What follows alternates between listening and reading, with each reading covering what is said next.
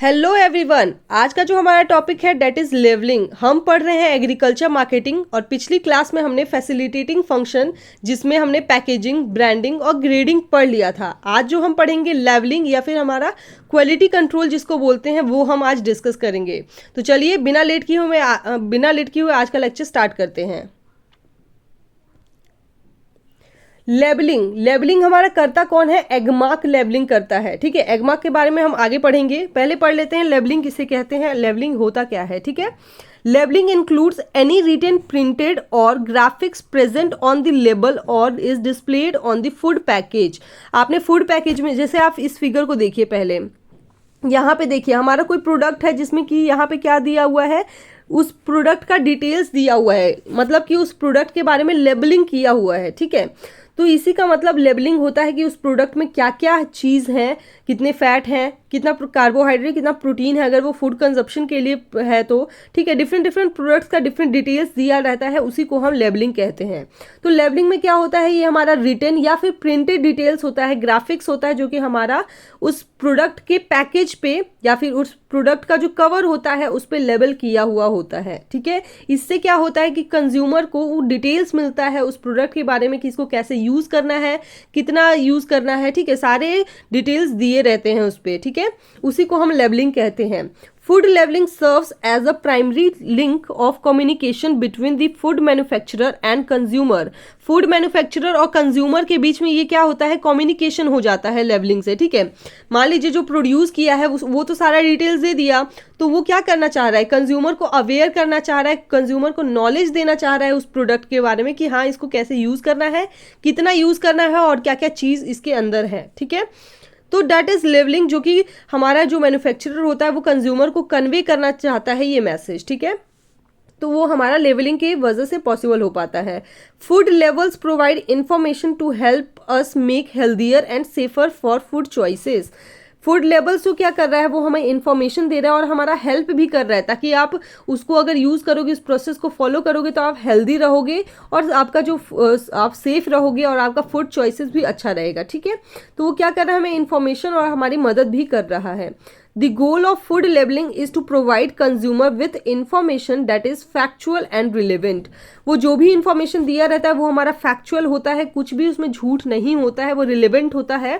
ठीक है, तो हमारा गोल क्या है कि हम फूड लेबलिंग के माध्यम से कंज्यूमर को इन्फॉर्मेशन दें कि ये जो फैक्ट्स है ये हमारा ट्रू है। ठीक है, next is general labelling requirement. हमें ये लेबलिंग की रिक्वायरमेंट आखिर क्यों पड़ी? Every pre package food shawl carry a label. ठीक है, जो भी हमारा पैकेजिंग यानी प्री पैकेज, पैकिंग करने से पहले प्रोडक्ट पे हमारा लेबलिंग होना ही चाहिए, उस प्रोडक्ट का डिटेल्स होना चाहिए। ठीक है, the information on the label shall be in English और Hindi, any other language in addition में बी यूज्ड। ठीक है, जैसे हमारा अगर डिफरेंट स्टेट्स में जाएंगे तो वहाँ पे डिफरेंट स्टेट्स के लैंग्वेज जो होते हैं वो उसमें वो जो लेबल होगा वो मेंशन होगा, लेकिन मेनली इंग्लिश और हिंदी। आपने देखा होगा कि हर प्रोडक्ट्स पे इंग्लिश और हिंदी लैंग्वेज में दिया रहता है इंफॉर्मेशन। ठीक है, ये मे भी डिफर कर सकता है फॉर डिफरेंट स्टेट्स के लिए। ठीक है, तो लेबलिंग में क्या होता है, हमारा इंफॉर्मेशन दिया रहता है इंग्लिश हिंदी दोनों में और अदर लैंग्वेजेस में भी दिया रहता है एज पर रिक्वायरमेंट। ठीक है, the information shall not be false, misleading और डिसेप्टिव। जो हमारा इंफॉर्मेशन होना चाहिए वो हमारा ट्रू होना चाहिए, रिलेवेंट होना चाहिए, फॉल्स नहीं होना चाहिए बिल्कुल भी। ठीक है, तो इसका भी हमारा ध्यान रखा जाता है। Where the container is covered by a wrapper, the wrapper shall carry the necessary information. अगर आप कंटेनर या फिर कोई भी प्रोडक्ट में रैपर यूज कर रहे हो, रैपिंग कर रहे हो उसको, तो रैपर्स पे भी इंफॉर्मेशन हमारे लिखे रहते हैं। आपने देखा होगा अगर आप कोई प्रोडक्ट यूज किए हो तो। ठीक है, इन्फॉर्मेशन फॉर कंज्यूमर, क्या क्या इन्फॉर्मेशन दिए रहते हैं वो हम डिस्कस कर लेते हैं। तो सबसे पहले नेम ऑफ फूड, जो भी प्रोडक्ट है उसका नाम सबसे टॉप पे लिखा रहता है बोल्ड अक्षर में, या फिर आप देखोगे तो बड़े बड़े लेटर्स में उसका नेम लिखा रहता है सबसे पहले। ठीक है, लिस्ट ऑफ इंग्रेडिएंट्स की क्या क्या है, उसमें किस चीज़ से बना हुआ है उनका भी लिस्ट रहता है। न्यूट्रिशनल इन्फॉर्मेशन की क्या क्या इसमें न्यूट्रिशन है, आपके हेल्थ के लिए क्या क्या इंपॉर्टेंट है, वो सारे इंफॉर्मेशन यहाँ पे दिए रहते हैं। डिक्लेरेशन रिगार्डिंग वेजिटेरियन और नॉन वेजिटेरियन, आपने देखा होगा कि अगर कोई कंजप्शन वाला या फिर नॉनवेज वाला आइटम है तो उस पर भी साफ साफ लिखा रहता है कि हाँ ये नॉनवेज के लिए है और ये हमारे वेज के लिए है। ठीक है, तो नॉनवेज और वेज का भी डिक्लेरेशन वहाँ पे दिया रहता है, डिक्लेरेशन रिगार्डिंग फूड एडिटिव्स। अगर कोई फूड एडिटिव्स यूज़ किया है, ठीक है, जो फूड प्रिजर्वेशन के लिए कुछ यूज़ किया है, ठीक है, तो वो सारे भी वहाँ पे मेंशन रहते हैं। Name and address of manufacturer, name और एड्रेस भी दिया रहता है मैन्युफैक्चरर का कि कहाँ से बना है, कब मैन्युफैक्चर डेट है, एक्सपायरी डेट कब है, ठीक है। आपने देखा होगा कि आजकल प्रोडक्ट्स पे बार कोड भी आने लगे हैं, एक्चुअली बहुत पहले से आते हैं बार कोड। तो आप जब बार कोड को एक्सप्लेन करोगे ना, स्कैन करोगे ना, बार कोड के जब स्कैन करोगे तो आपका अपने आप वो सारे प्रोडक्ट की डिटेल्स भी आ जाते हैं, ठीक है। तो एक्सपायरी डेट, मैन्युफैक्चर डेट, ये सारे डिटेल्स जो है, इंफॉर्मेशन जो है वो हमारा प्रोडक्ट पे दिया रहता है कंज्यूमर के बेनिफिट के लिए। क्लियर। इसके अलावा नेट क्वालिटी, मतलब कितना क्वालिटी का है, कितना क्वांटिटी है उसमें, 100 ग्राम का है, 1 लीटर का है, डिफरेंट आइटम्स के डिफरेंट वेट होते हैं, ठीक है। तो नेट क्वालिटी भी लिखा रहता है। डेट ऑफ मैन्युफैक्चरिंग और पैकेजिंग, पैकेजिंग और मैन्युफैक्चरिंग का भी डेट लिखा रहता है। Lot code, batch identification, batch number या कोड नंबर भी लिखा रहता है। Best before and use of date, use by date, best before मतलब कब बना है और कब तक आपको यूज कर लेना है, वो सारे डेट मेंशन होते हैं। कंट्री ऑफ ओरिजिन, कहाँ से बना है या फिर किस कंट्री का ओरिजिन है, वो भी लिखा रहता है। इंस्ट्रक्शन फॉर यूज, उस प्रोडक्ट को कैसे यूज करना है वो भी लिखा रहता है। और उसका वार्निंग भी लिखा रहता है कि हाँ आपको ये 14 ईयर्स के चाइल्ड से दूर रखना है। मेनली जो मेडिसिन वगैरह होते हैं उस पर भी लिखा रहता है, ठीक है। तो ये सारे वार्निंग वगैरह, ये सारे चीज़ इन्फॉर्मेशन उस प्रोडक्ट पे लिखे रहते हैं कंज्यूमर के बेनिफिट के लिए, कंज्यूमर के अवेयरनेस के लिए, ठीक है।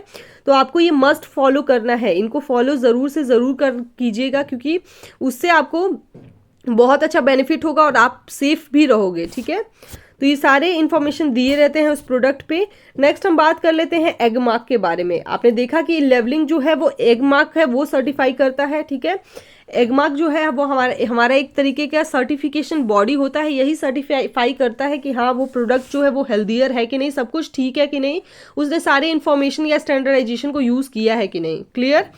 तो एग मार्क के बारे में बात करते हैं। Egg mark is a certification mark employed on agricultural product in India, ठीक है। इंडिया में ये हमारा सर्टिफिकेशन मार्क है एक तरीके से, मतलब उस प्रोडक्ट पे वो लग जाता है, मतलब ये सर्टिफाई हो गया, ये हमारा सब कुछ सही है इस प्रोडक्ट में, ठीक है। तो एग मार्क जो है एक हमारा सर्टिफिकेशन मार्क है जो कि हमारा एग्रीकल्चर प्रोडक्ट्स पे मेनली लगता है इंडिया में। Assuring that they conform to a set of standards approved by the Directorate of Marketing and Inspection and attach office of the department of agriculture, ठीक है। ये क्या है, इसका ये मतलब है कि अगर मान लीजिए वो एश्योर किया है एगमार्क, अगर एगमार्क का सर्टिफिकेशन लग गया, इसका मतलब एगमार्क जो है वो एश्योर कर रहा है कि आपका जो भी प्रोडक्ट है वो डिफरेंट स्टैंडर्ड्स को फॉलो किया है, उसको अप्रूव किया है। डायरेक्टरेट ऑफ मार्केटिंग जो है उसने भी इसको इंस्पेक्शन या फिर कंफर्म कर दिया है, ठीक है। आपका इंस्पेक्शन हो चुका है डिपार्टमेंट ऑफ एग्रीकल्चर के द्वारा भी, ठीक है। तो एगमार्क आपको बस इतना याद रखना है कि सर्टिफिकेशन मार्क है जो कि क्या करता है, प्रोडक्ट को ये सर्टिफाई कर देता है, एश्योर कर देता है कि आपका प्रोडक्ट जो है वो डिफरेंट स्टैंडर्ड्स को फॉलो किया है, आपका प्रोडक्ट का इंस्पेक्शन हो गया है और ये हमारे यूजफुल भी है, ठीक है। तो एगमार्क का यही काम होता है। तो आज हमने क्या पढ़ा, ये हमारा आखिरी था। आज हमने क्या पढ़ा, आज हमने फैसिलिटेटिंग फंक्शन में हमने पैकेजिंग, ब्रांडिंग और ग्रेडिंग पिछले लेक्चर में कवर कर लिया था। आज हम लेबलिंग और एगमार्क के बारे में भी पढ़ लिए हैं, ठीक है। तो आई होप आज का लेक्चर आपको अच्छा लगा हो। एग्रीकल्चर मार्केटिंग हमने लगभग कवर कर लिया है।